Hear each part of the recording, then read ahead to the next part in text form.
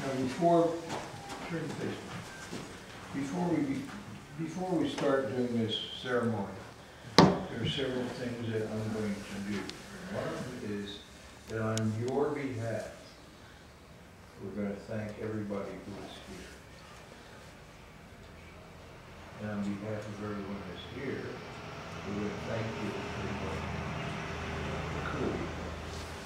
Now, the court will say this. There are those people who will be with you for the rest of your lives, to be able to spend these happy times with you, such as the celebration of your wedding. In the future, should you have any other good times, they're the ones that want to be invited. The most important thing I'll say is those people who are here are the people who would want to help you anytime that you need help. And I think that's one of the things that they're trying to say to you by being here.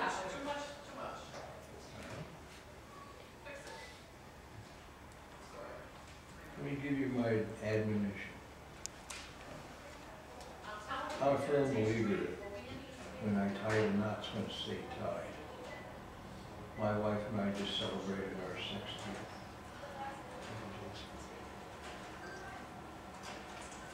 I've learned many things since I've been married. I thought I'd do it all when I was getting married. I've learned a number of things since then that have helped us keep our love together right now. And those things are that we both learned that there are two major things that you have to do to keep this marriage being a good one. And those two things are commitment, and the other one is communication. Both start with the C. Try to remember it. Commitment means that you love your partner as much as you love yourself. No more, no less, just as much. And try to do that. When you do things together, try to be as selfless as you can with each other. And the combination, the unity of the two will cause you to make a lot better decisions, and you'll have a much better life. The other thing I'll tell you is that you've got to know how to communicate with each other. This is one of the problems I have found over this last many years, is that I have had couples who were absolutely, totally, never lost their love for each other but couldn't stay together. And I always found out that the reason why that was happening, there was generally one reason, and that reason was they didn't know how to communicate with each other. Back in the old days, you had to communicate with each other because there were no TVs, there were no iPods, there were no computers, because those things are a one-way conversation. They don't talk back to you. They don't tell you, that computer doesn't tell you what he would like to see, what he would like to do.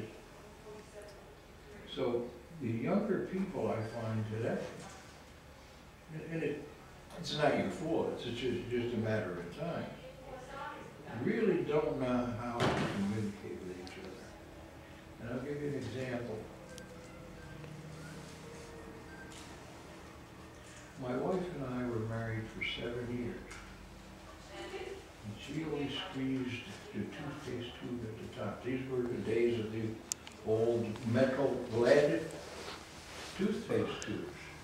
And when you squeeze them, they explode. And she used to squeeze the toothpaste tube at the top.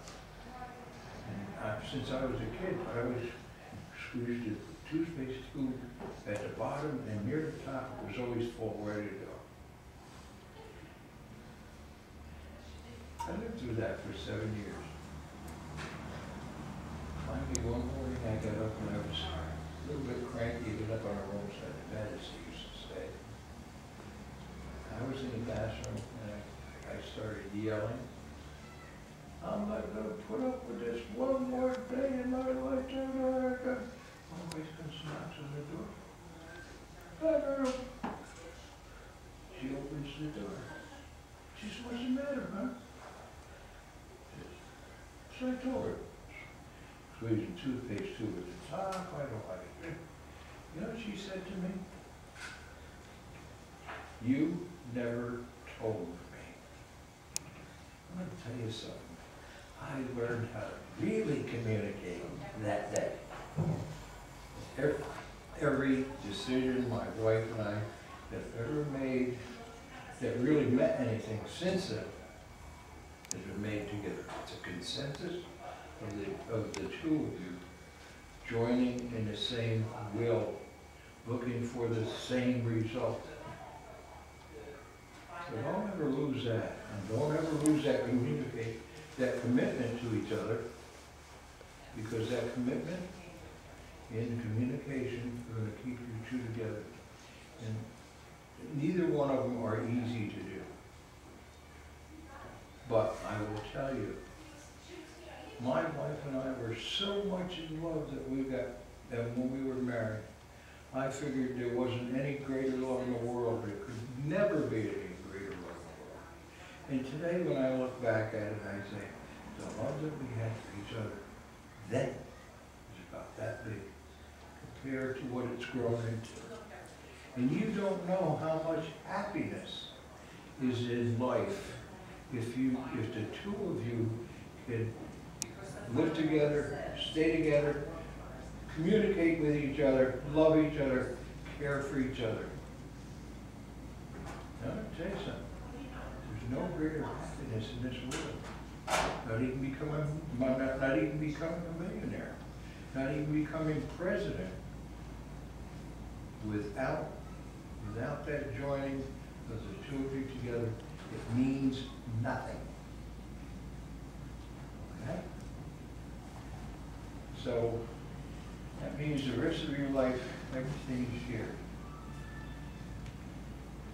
Now we are gathered together to join this man and this woman, Matthew and Summer, in lawful matrimony, which is an honorable estate, and one which should be entered into only upon mature consideration and thought, and then reverently having in mind the holy and the serious nature of the bond to be assumed.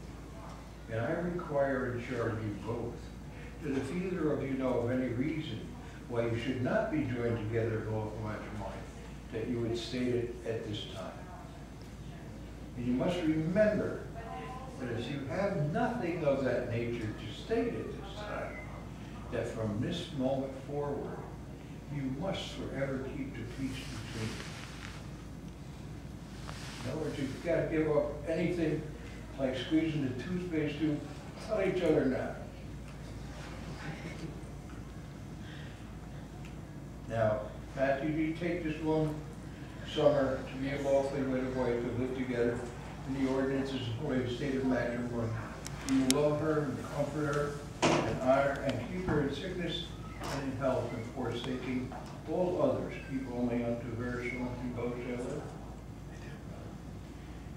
And Summer, would you take this man, Matthew, to be a lawfully wedded husband, to live together in the ordinances of holy state of matrimony, to love him and comfort him, honor, keep him in sickness and in health, and forsaking all others, keep only unto him.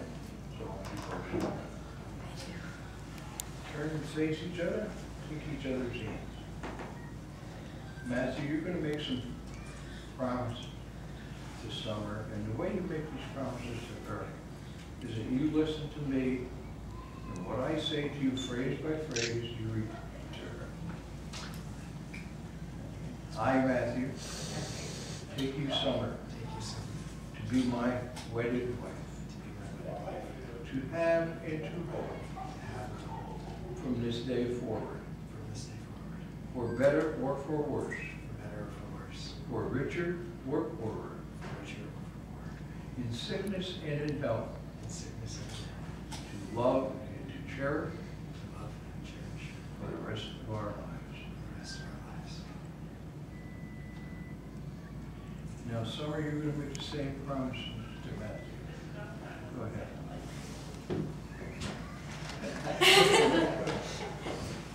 See, that takes the nervousness out of the project, doesn't it?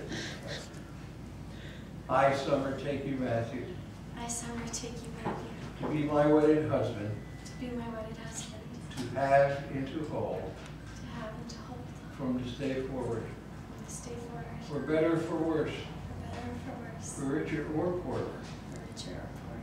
In sickness and in health. In sickness and in health. To love and to cherish. To love and to cherish. For the rest of our lives. For the rest of our lives. Now turn and face me.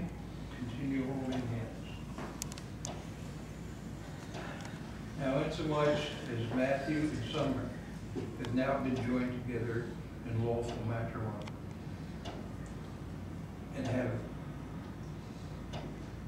proceeded into this marriage, being joined each to the other, I, by the authority vested by the laws of the state of New York, pronounce that you are. So, kiss the bride. And she turned around and she kissed the husband. We are at a quicker than me. Like it's never seen this before.